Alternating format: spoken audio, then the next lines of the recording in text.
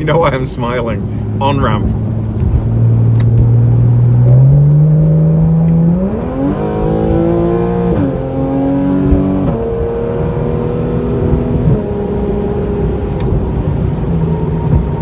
God, I love this car! And the exhaust. Ah!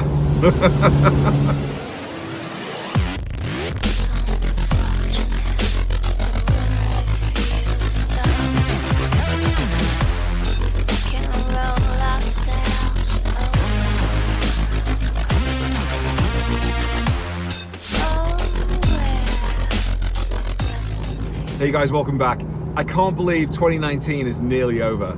With 2020 just around the corner, in this video, my final video of the year, I'm going to be taking a little look back at some of the things that I've done this year and some of the videos I've taken, but also talk about a topic that I get asked about a lot. How does such a big guy fit inside a Porsche 911? Let's go check it out.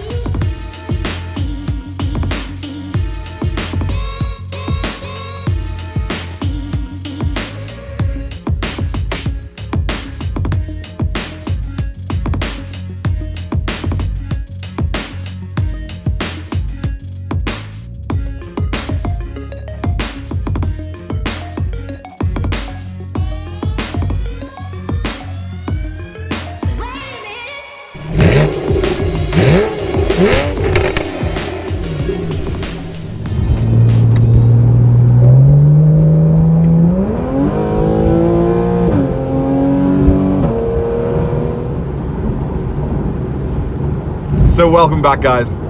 Yeah, in this video, I'm looking back over what I've done this year, and it's been such an incredible 2019. I mean, I wasn't entirely sure how many videos I was going to get to make this year.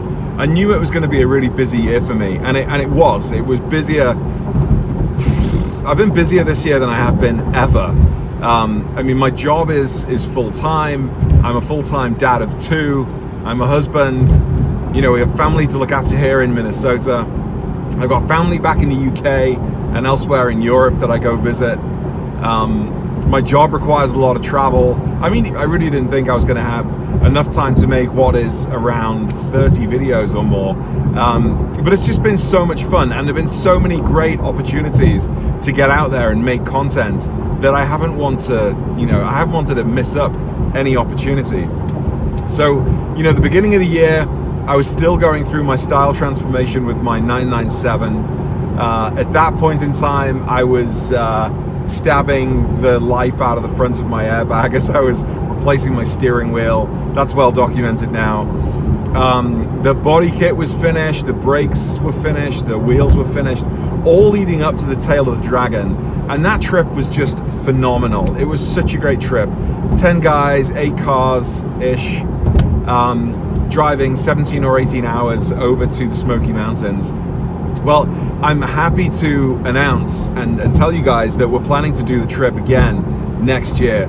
So, you know, it's like game on again for getting my mods done that I want to do before the drive.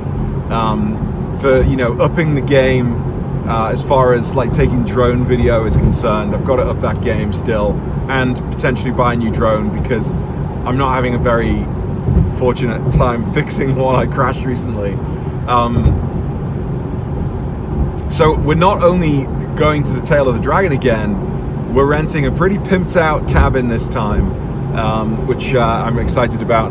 But also, and best of all, instead of going for the Nissan Z-Car event, we've discovered a Porsche event called the Rennsport Dragon Rally. And looking at the photos from last year, it looks amazing, and I can't believe we didn't know about it. It was happening literally a week after we left the Tail of the Dragon last time. I can't believe we didn't know about it. I think somebody found out about it like the day we were leaving, and it was, by then it was too late, you know, we'd made all our plans. So I'm looking forward to that. That's going to be so cool. If you go on Instagram and do a search for Rennsport Dragon Rally, you'll find it, and you'll just see what I'm talking about. You know, any car enthusiast will enjoy it. Porsche enthusiasts, your mind will just be absolutely blown. So I can't wait for that. And then, you know, later on in the summer, loads of Porsche and Pancakes events. We got to do a couple of car shows, got to go on a few rides with the guys, the full color tour. And then, of course, making the decision to trade in my 997 and get this 991. I mean, I had no idea that was coming at the beginning of the year. So just a year of surprises, I guess, in many ways.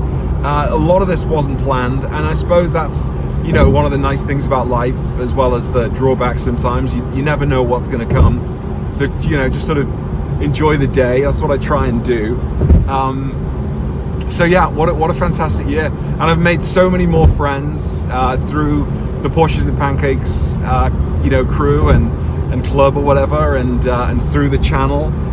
Loads of you emailing me and commenting on the videos and going back and forth. Just been phenomenal. What a great year. So if you don't know, I've started up a podcast recently where I got to talk about, you know, cars and driving, you know, in a little bit more detail than I do in a video, and the videos are very much off the cuff, so I don't necessarily get all my facts straight. Well, with podcasts, you know, I do a little bit more research, I guess, and I can have material in front of me.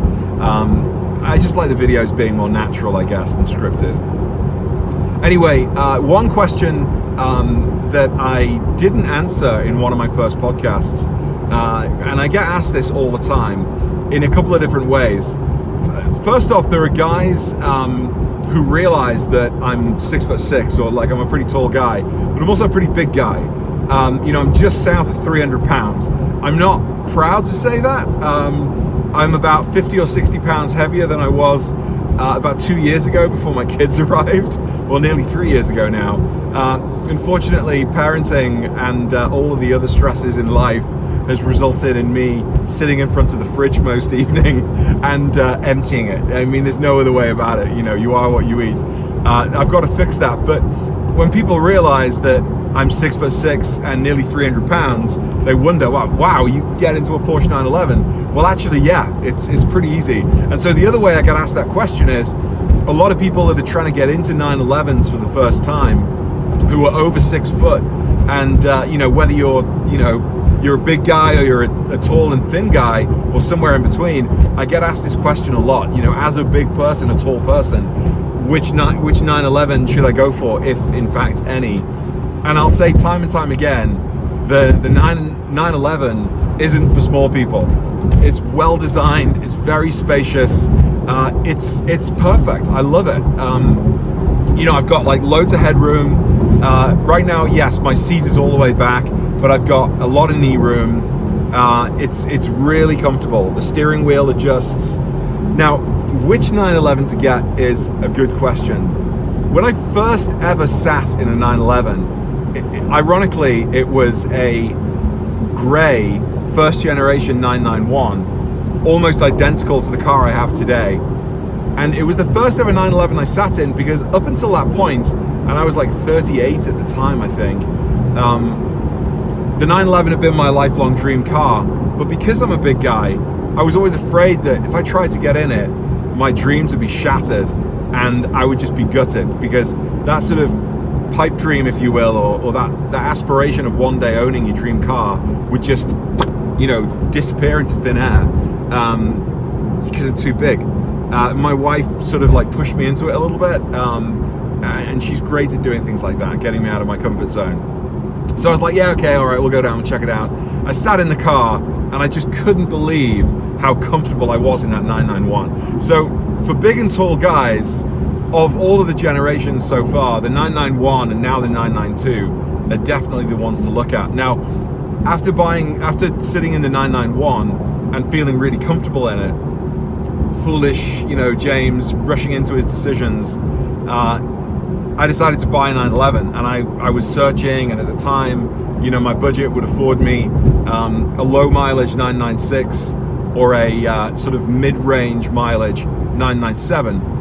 And I found one in California. I was working there at the time, so I thought, let's go for it. I'm going to pick it up, I'm going to drive it back. Went to California, sat in it, and all of a sudden realized, wow, actually this is smaller than I remembered. I could still fit in the 996, but it was a lot smaller than I remembered the 991 was.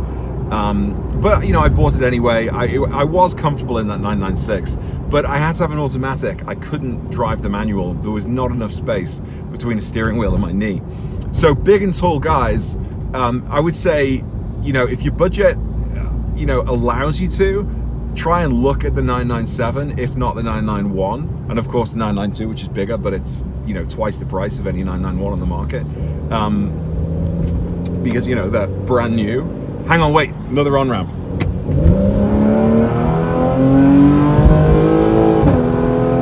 Woohoo! God, I love it. I know I keep saying it.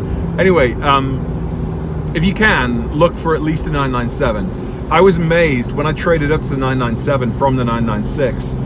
As much as I loved that 996, and I really did love that 996, I was surprised at how spacious the 997 was in comparison, considering it's basically the same car with different body panels and different styling, but it's essentially the same car in many ways.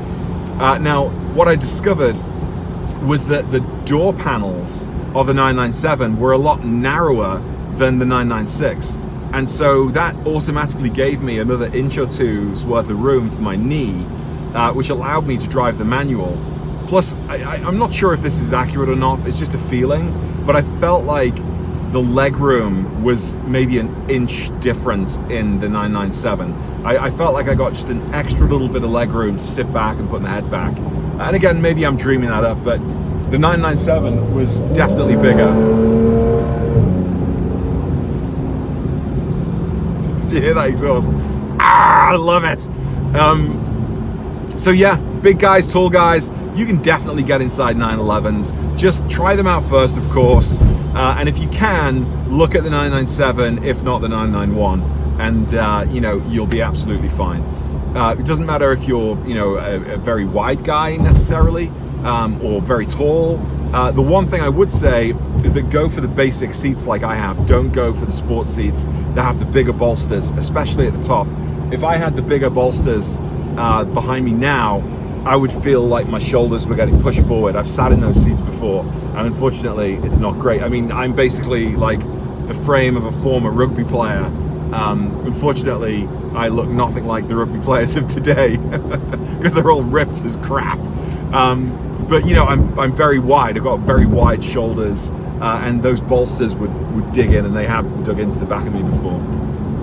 Anyway, there you go. Big and tall guys, you too can live the dream of the 911. Not the Cayman though, probably. As I found out recently trying to get into my friend Clay's car, it was like, watching the Marshmallow Man getting into a clown car, which makes it even more hilarious. So no, stay away from the Caymans. But 911s, you're good. Anyway guys, that's it for today. And that's it for 2019 as far as videos are concerned. Thank you so much for all your support. I hope 2020 is going to be another exciting year of making content and interacting with you all. If you have any ideas for videos, content you'd like to see, I know many of you have given me ideas already, which I've got on the roster for next year. But keep the ideas coming in. I really appreciate the suggestions. And at the end of the day, I want to make content that I enjoy, of course, but I want to make content that you enjoy. That's what I, hope for from the channels that I subscribe to. Michael Bath, Nick Murray, Obsessed Garage. You guys make such great content that I'm always interested in looking at. Just to name a few. Sarah in Tuned as well. She's awesome if you haven't checked her out. Anyway, have a great time over New Year's. I'll see you in 2020. Thanks again. Bye.